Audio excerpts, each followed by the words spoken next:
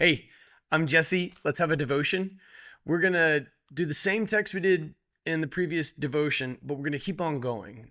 For review and context, we'll look at Hebrews 5, 1 through 5, but focus on verses 6 through 10 today because they reveal something really profound about Jesus' sacrifice, his willingness to forego what he, as fully God and fully man, dreaded in the cross. He was willing to forego his own will in exchange for the Father's will. This has huge implications and has direct bearing on how you evangelize Mormons, because Mormons will point to this text and will try to argue for the demotion of Jesus. And anything that diminishes the divinity of Jesus or the humanity of Jesus is just a repackaging of classic heresies. Remember, he is fully God and he is fully man. We see distinctions between the Father and the Son in the New Testament, in that, for example, according to Matthew 24, only the Father knows the time or the hour, not the Son. We see Jesus in the Garden of Gethsemane sweating blood, hematidrosis, in dread of the cross to come, and yet subjecting himself to the Father's will. What's fundamentally missing in the Mormon understanding is just, frankly, who Jesus is. He is not the brother of Satan. He is not.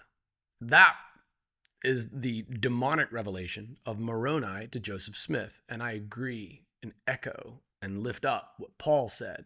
If any angel proclaims a gospel contrary to ours, a curse be on him. So, in the name of Jesus, a curse be on Moroni, according to the holy word of God. Here's John 5:30. This is what I'm talking about. Jesus' submission to the Father's will. I can do nothing on my own. I judge only as I hear, and my judgment is just, because I do not seek my own will, but the will of him who sent me. So we do see distinctives between the Father and the Son. And we see that the Father and the Son are one. John 17, which I'm going to show you later in this text. And this is not paradoxical. It's just difficult for us to grasp the nature of God. And people who deny the Son do not have the Spirit. So they are utterly unqualified to speak on the nature of the one they do not know. Jesus is more than you think he is, Mormon. Here's Hebrews 5, beginning in verse 1. For every high priest taken from among men is appointed in matters pertaining to God for the people, to offer both gifts and sacrifices for sins. He is able to deal gently with those who are ignorant and are going astray, since he is also clothed with weakness. Because of this, he must make an offering for his own sins as well as for the people. No one takes this honor on himself. Instead, a person is called by God, just as Aaron was. In the same way, Christ did not exalt himself to become a high priest, but God, who said to him, "You are my son, today I have become your father," also says in another place, "You are a priest forever, according to the order of Melchizedek." And so we've got references to Psalm 2:7 and Psalm 110, verse 4, which I've got ready for you later on in the text. So I know it was awkward to stop in a weird place, but now we've finished the sentence. All right, this is why I wanted to have a contiguous train of thought. You're like, too late, Jesse, you're talking too much. Sorry. Verse 7. During his earthly life, he offered prayers and appeals with loud cries and tears to the one who was able to save him from death, and he was heard because of his reverence. Although he was the Son, he learned obedience from what he suffered. After he was perfected, he became the source of eternal salvation for all who obey him, and he was declared by God a high priest according to the order of Melchizedek. There are verses in this text that are extrapolated upon in false teaching, and they're used eisegetically in the same manner that Satan used passages from Psalm 91 to try to diminish Jesus' divinity, and failing utterly to see the beauty of Jesus' self-sacrifice. Anything that diminishes the humanity or divinity of Jesus is a repackaging of a classic heresy. Jesus willingly goes to the cross, and that's the point. He dreads it, but does it nonetheless. There is nothing in this text that suggests Jesus were anything less than divine or somehow stained with sin.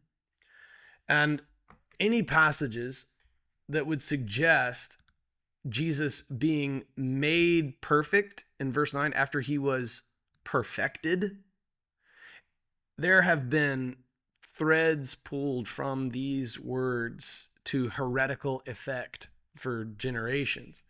After he was perfected, he became the source of eternal salvation for all who obey him, and he was declared by God a high priest according to the order of Melchizedek. This speaks to the perfection of Jesus's ministry. He had told his disciples that it's better for them that he goes where they cannot follow, because if he does not go, the counselor will not come.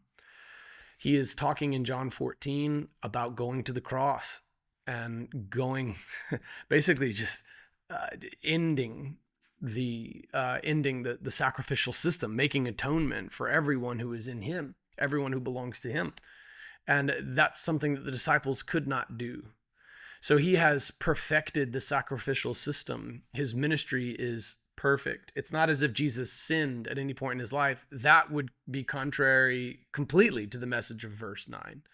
After he was perfected, he's the perfect, sinless Son of God. He goes to the cross and he dies. He doesn't have a bad day. He actually died upon the cross and he rose again. That day of his death on the cross, he was in paradise. After he was perfected, speaks to the completion of his work. He became the source of eternal salvation for all who obey him. See? And he was declared by God a high priest according to the order of Melchizedek. So we're talking about Melchizedek because we've been talking about the office of the high priesthood. That's what's going on up here. You've got priests that have been called by God to make atonement for the people, but they've got to atone for their own weakness. They've got to make atonement for their own sin.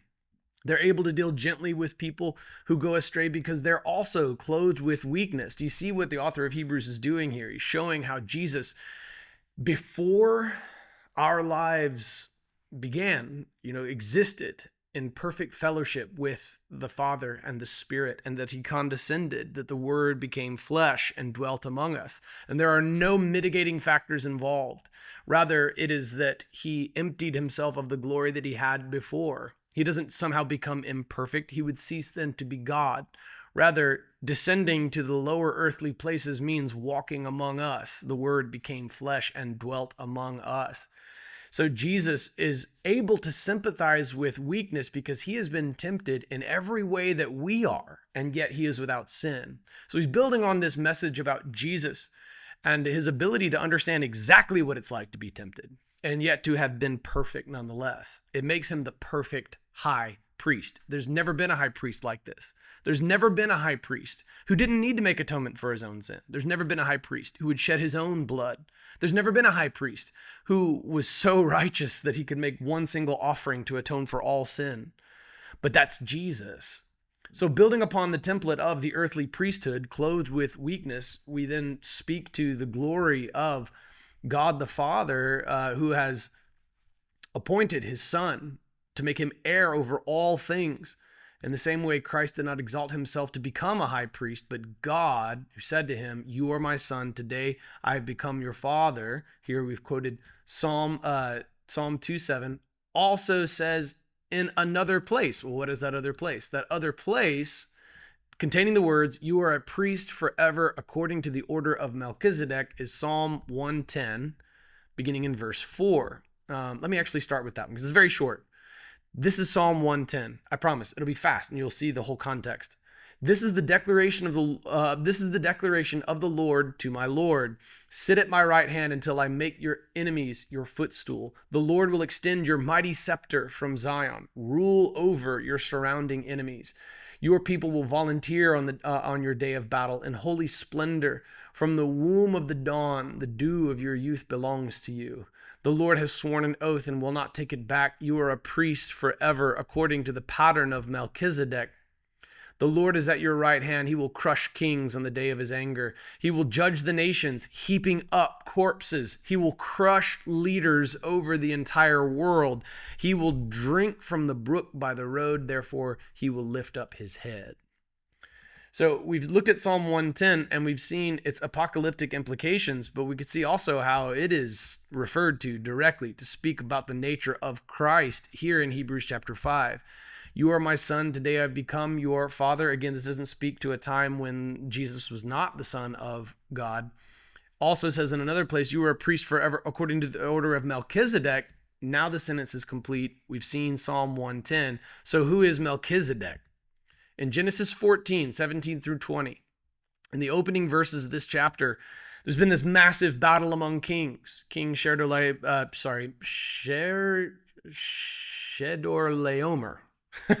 Sorry, there, I got it right, I think. I'll check in a minute because his name is in this passage. There's been this huge rebellion. He's ruled over these other kings for, I think it was 12 years. And on the 13th year, they rebelled against him.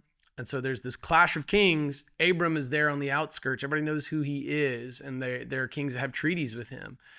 And so after this big showdown and the kings of Sodom and Gomorrah falling into asphalt pits, Abram gets involved, dispatches 318 of men from his household. So these are like early Hebrews. And they go and rout the enemy. Thereafter, after that showdown of the kings, and after Abram gets involved, Genesis 14, 17. After Abram returned from defeating Chedorlaomer and the kings who were with him, the king of Sodom went out to meet him in the Shaveh Valley, that is, the King's Valley. Melchizedek, king of Salem. All right, so he's the king of Salem. We've got all these kings fighting, and then there's the king of Salem. Salem wasn't mentioned in the previous battle of the kings. So where is Salem? And there's some commentators believe this is early Jerusalem, right? Get it? Jerusalem, Salem? Could be. But Melchizedek is a king, and he brought out bread and wine. Hey, New Testament believer, you see what God was doing there? You realize how old this is too? This is Genesis 14. This is the 14th chapter of the whole Bible. And there's bread and wine brought forth. Now, you and I know that Jesus is the bread of life. We know that he would turn water to wine. We know that the elements of the Passover meal would speak to Jesus' divinity. And way back before all of that, there's Melchizedek, this king of Salem, who is, the text says, a priest to God Most High. Shows up with, of all things, the same things you and I as New Testament believers take when we take communion. It's really amazing how deep these roots go. God wasn't just making it up as he went along. Look how deep the roots, look how ancient the foreshadowing. Before there was even a priesthood, there was bread and wine. He blessed him and said, Abram is blessed by God Most High, creator of heaven and earth. Indeed he is. So far, everything checks out with this Melchizedek guy, right? And blessed be God Most High, who has handed over your enemies to you. And Abram gave him a tenth of everything. And there it is. That's the origin of the tithe, giving a tenth of everything you have to God. The way the New Testament believers emulate this practice, according to 1 Corinthians 9, we no longer are required to do 10%. We give what's on our hearts, but 10%. And the absence of a clear numerical conviction from the Holy Spirit is a fantastic place to start. But whatever is on your heart, you give. 1 Corinthians 9 is absolutely true. Go back and see our series Into the Fray for more on this. But back to the point of this Melchizedek guy who just shows up out of the woods. That is the order of Jesus's priesthood. To say that Jesus is of the order of Melchizedek means that he is from the tribe of Judah. He is not a Levite. He is not then genetically descended from Aaron. So how can he be the great high priest? Well, the author of Hebrews is pointing to Melchizedek as this man who shows up out of Salem and is a priest to God the Most High.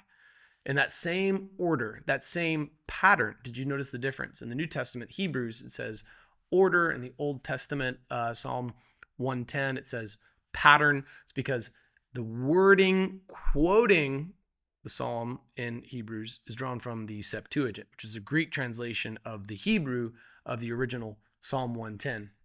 In that same way, God is able to just appoint a priest wherever he wants.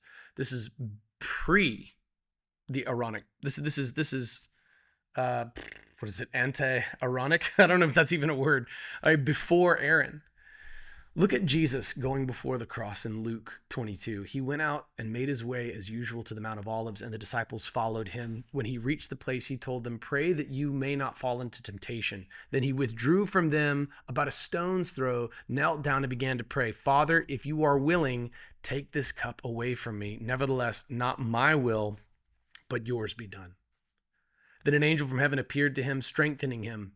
Being in anguish, he prayed more fervently, and his sweat became like drops of blood falling to the ground. These are the words right here.